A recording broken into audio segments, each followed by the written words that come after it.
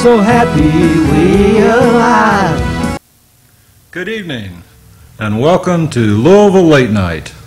This evening, we're honored to have with us a renowned physician, a courageous physician, Dr. Clark Brittain from Bloomington, who Dr. Brittain is among other things, is a OBGYN physician and professor at Indiana University, and has a private practice in Bloomington, and has worked for years as a obstetrician and a family practice doctor also. He most recently became involved in politics in a sense, or actually he became involved in asserting his responsibilities as a person and taking that into politics, so to speak, and ran for a state legislature, Indiana state legislature. Right. Is that Area 61? Yes. Area 61. And did very well, was not quite elected, but got 25% of the vote on the Libertarian ticket, and I think that was the biggest vote that an independent got in the election last fall. And Dr.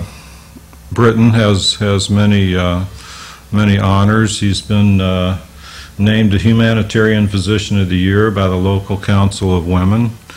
He's active in the community and in a myriad number of ways.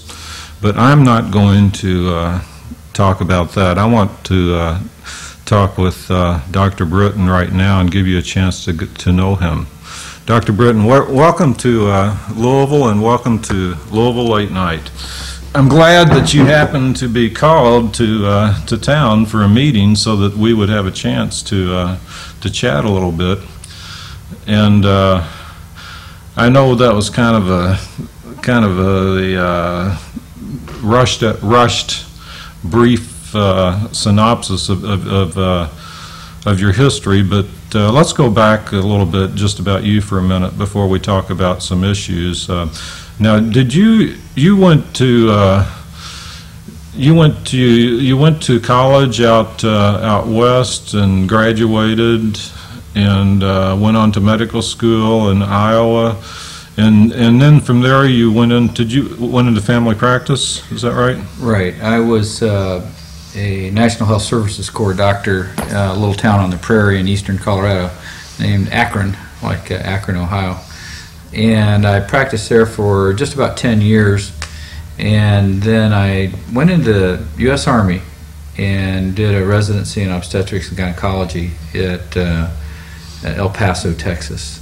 And served for 3 years in the Republic of Panama after that, and then for about a year and a half in San Antonio, Texas, and then moved to Bloomington with my family, where I've been since the fall of '98, where I practice gynecology in Bloomington. And your wife is an obstetrician also? She's a family doctor, and we share an office. Oh, okay. Mm-hmm. And you have 4 kids? Right. We have 2 older children, and we adopted 2 boys when we were in Panama. And how did you get involved in the Libertarian Party, may I ask?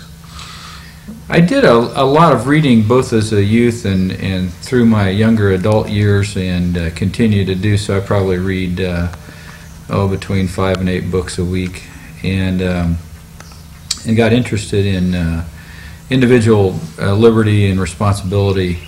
And in fact, when I was a kid, I got interested in Ayn Rand's writings, read The Fountainhead and most of the other things that she wrote, and recognized some of the things that she was writing were pretty important. When I was in undergraduate school, I joined an objectivist club, and so at heart I've been a libertarian long before even the Libertarian Party was founded. But I didn't really realize that there was a Libertarian Party that one could actually participate in and vote for and that sort of thing till I was quite a bit older.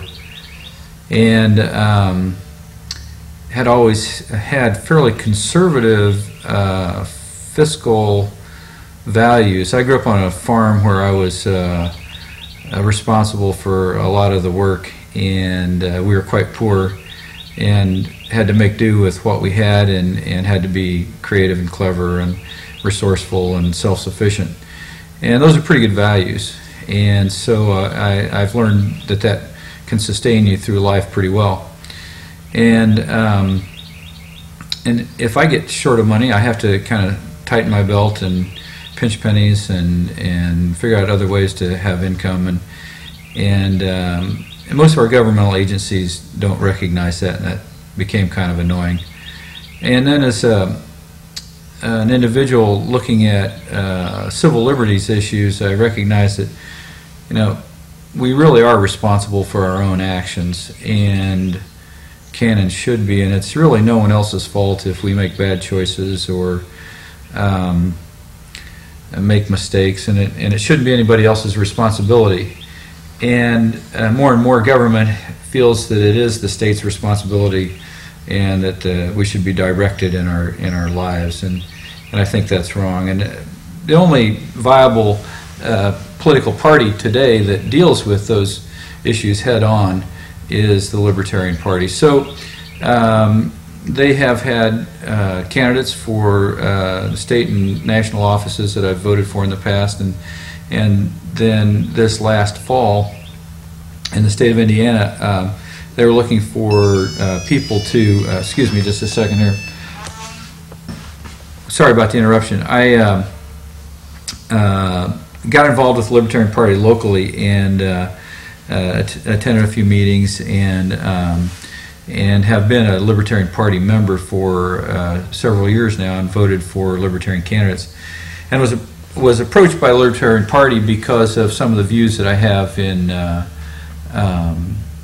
life in general, and I've become somewhat of a spokesman for some of these individual liberties that the Libertarians espouse, and in particular in my medical practice, I have become a real staunch advocate for medical marijuana, and I'll come back to that in just a little bit, but that's kind of what really piqued my interest in running for state office, is through a series of encounters and patients in my practice I'll tell you stories about in a few minutes, wanted to come up with a plan to have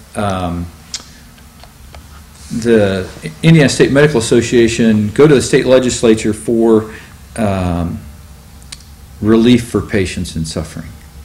And one of those things I sought relief for was through a Medical Marijuana Act. So I went to the County Medical Society and asked them to support a resolution to take to the Indiana State Medical Association for medical marijuana. The Indiana State, the local medical society said, we can do this, but we want to have a majority of the members of the society vote for it. And without any kind of politicking or educational effort or campaigning, I was able to get 47% of the members to vote for this. It wasn't enough for the executive board to say, well, we'll back you on this. So I went ahead and did it on my own. I went to the Indiana State Medical Association on my own with a resolution for medical marijuana that they take to the state legislature. And the reason I did this was because I've had several dialogues, and I've written a lot of letters to the editor, op-ed pieces for local and regional newspapers on this issue. And I went to the Indiana State Legislature's House Majority Leader, a guy named Mark Cruzan. I said, here's my idea, and I think that we can better serve our patients if we treat them with dignity and respect and help them relieve their pain and suffering, and instead of persecuting, prosecuting and incarcerating medical marijuana users, let's treat this as a public health issue. And he said, that's great, and I'll be glad to support you, but I need the backing of a staunch medical body. And that's why I started doing this. And that's kind of what led to all my activity politically. So anyway, I went to this Indiana State Medical Association in September and said, I'd really like to do this, and they wouldn't even get it out of committee. But I went ahead then and